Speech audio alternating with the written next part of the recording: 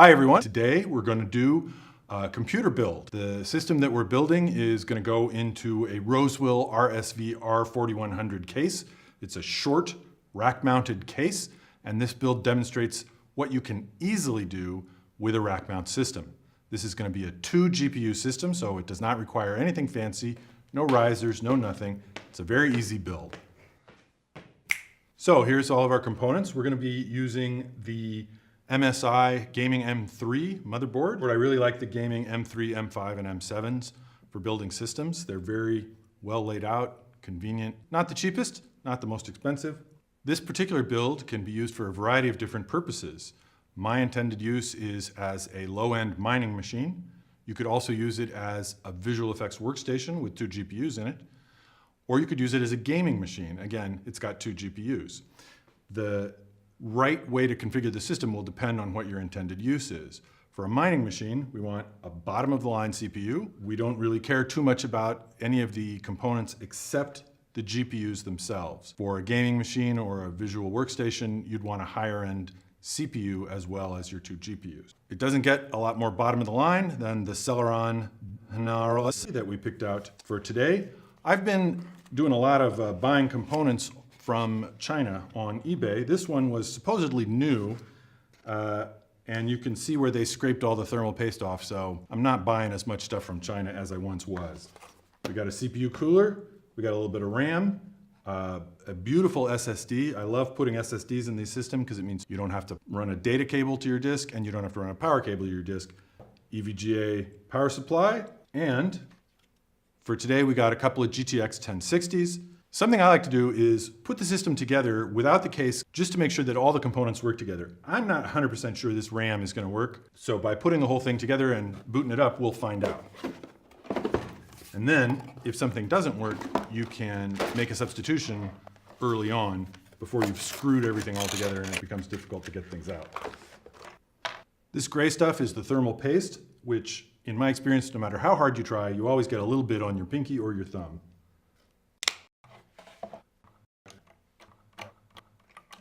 Socket 1151 has these 2 little notches in it. It makes it easy to tell which way is up.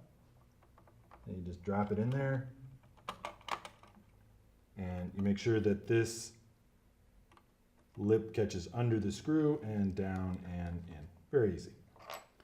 Now we got to figure out the CPU cooler. The light brown pins hold the little brackets to the motherboard, and the black pins hold the cooler to the brackets. I should also say that putting a system together, the hardest part is getting the cooler to attach to the CPU. It seems ridiculous. So now we've got the 4 brown pins that are holding the bracket down to the motherboard, and the black pins go into the brown pins and prevent the ends of the brown pins from moving together so that they could come out.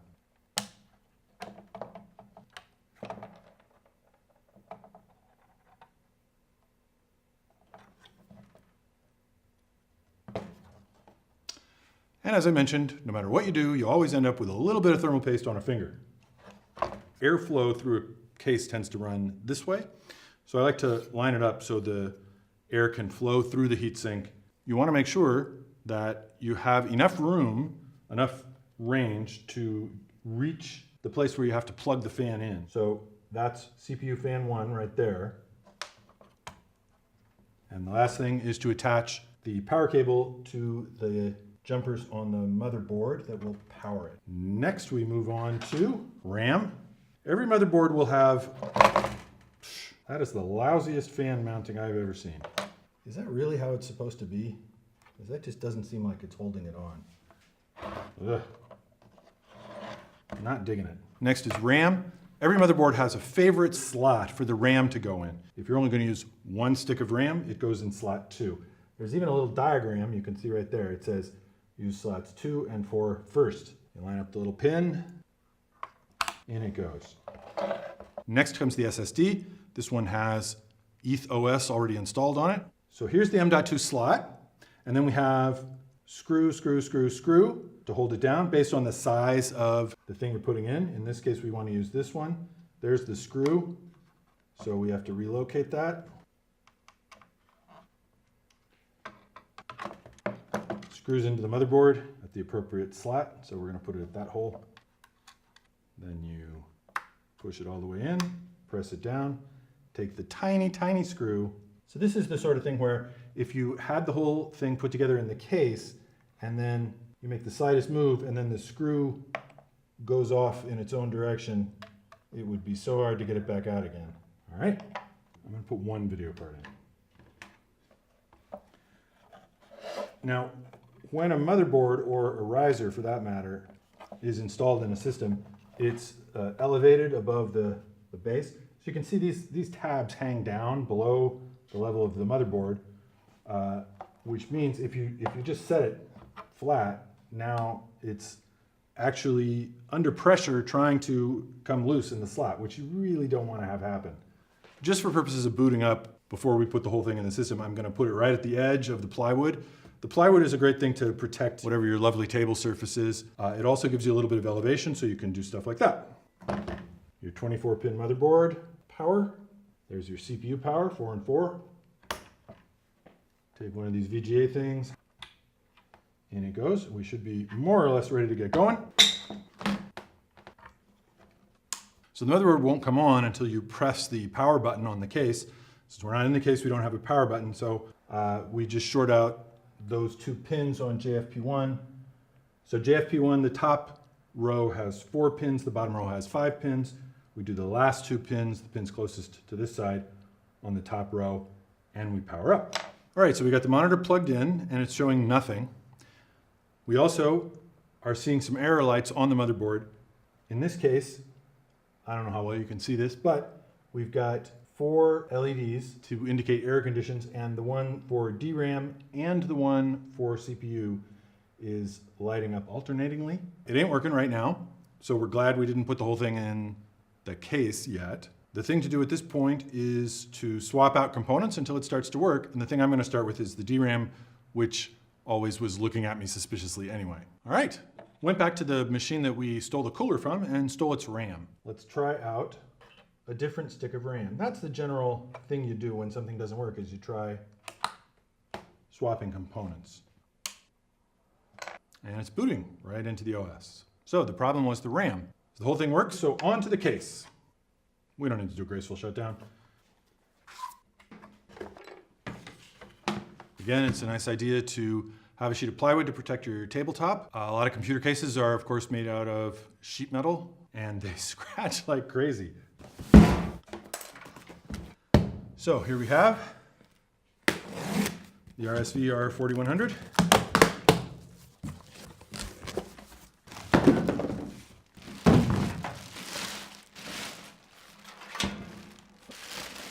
So I'm converting everything to rack mount. It's a rack mount case. It's kind of short. It's inexpensive. This I was getting these for 75 bucks, I think, off a Newegg. We open it up and we see that there's a certain amount of room in here. We got a bunch of drive bays and no way to fit a GPU with any length into the slots. So to make this work the way we want it to work, where we don't really need any drive bays and we do need room for our GPUs, we're gonna have to do a bunch of unscrewing. So that worked really, really easily. 4 screws and we've pulled this entire assembly out. The one part that we wanna keep is the part that fills up this space.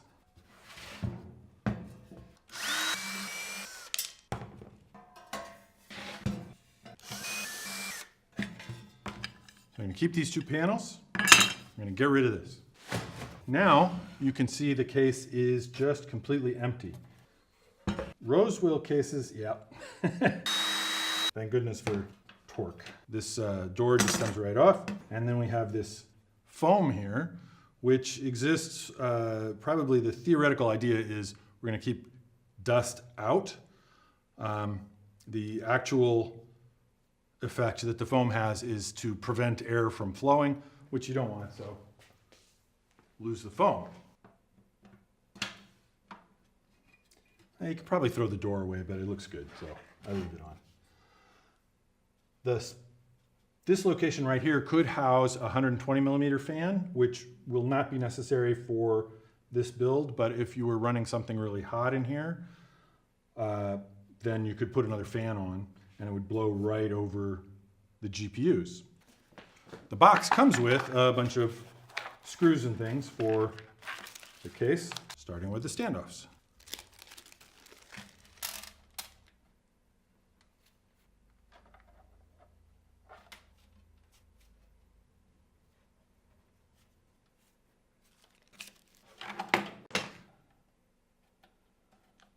All right, well, everything lines up really nicely, which is not always the case. So there's a number of different standard size screws that go into building a computer. They're all almost identical in size, which is super annoying.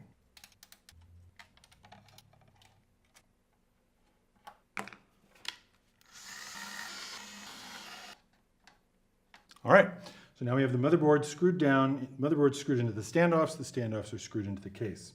RAM and SSD are already present. Let's see, power supply.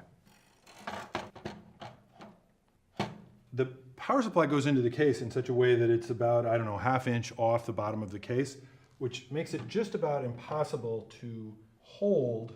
But what I do is I use gravity to hold the power supply in the place where I want it, and then I grab myself the screws. There they are.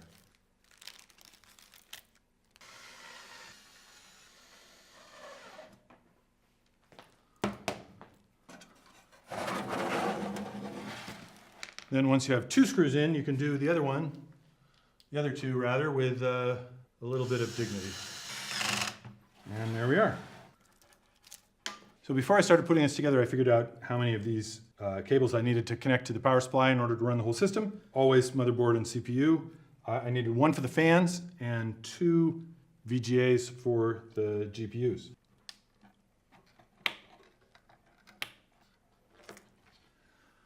They have both male and female Molex connectors on the fans, and what you do is you plug one into the other.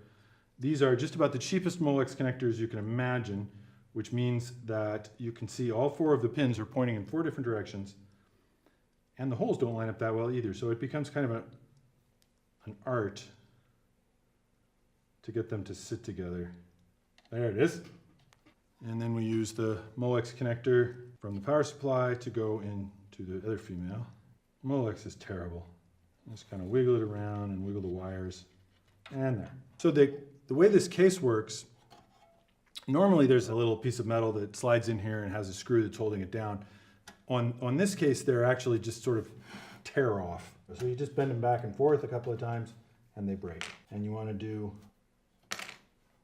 2 for each. And every time I do this, I tell myself, next time I'm going to remember to do this before I put the motherboard in, and then I never do. Another thing that I do, it's kind of a superstition, but I like to pull the one in between the 2 GPUs off as well, because that's where the greatest amount of heat is going to be, is between the 2 hottest things in the system. So you get a little more airflow that way. And we want to pull out the little mounting screw. And now the 2 GPUs.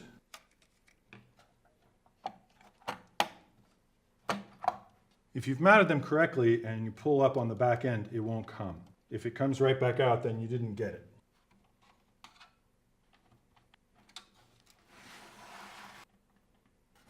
Okay, there's 1 extra screw in there. There it goes. This is getting pretty close to done. The one thing that's left is we have this ugly gaping hole. Now we have these 2 lovely panels that fit in the hole.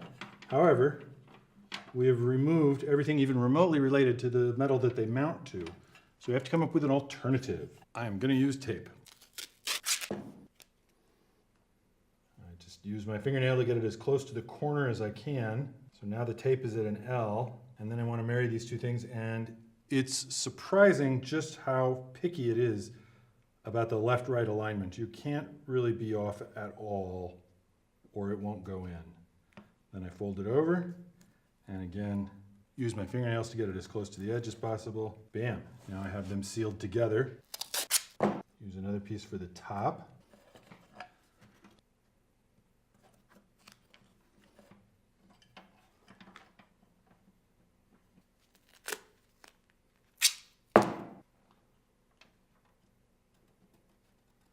it's top and bottom.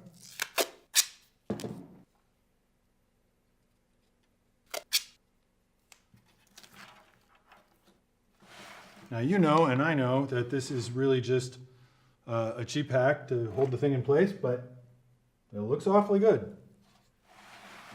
And it will keep the airflow from going the wrong way. Last thing to do is make sure all the cables are inside the case. Connect the power to the GPUs. I'm not going to screw the case shut yet, but I am going to close it. Oh my God. Okay, I did forget something. As soon as I started thinking about pressing the power button, I remembered I didn't connect any of that stuff. So we have to back up a little bit. All right, every case comes with these. This one's for the 2 USB ports in the front.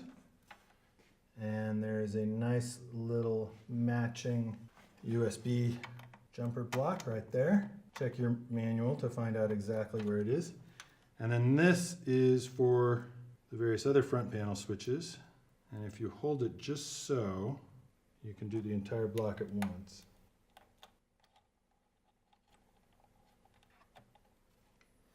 All right, maybe that's all connected.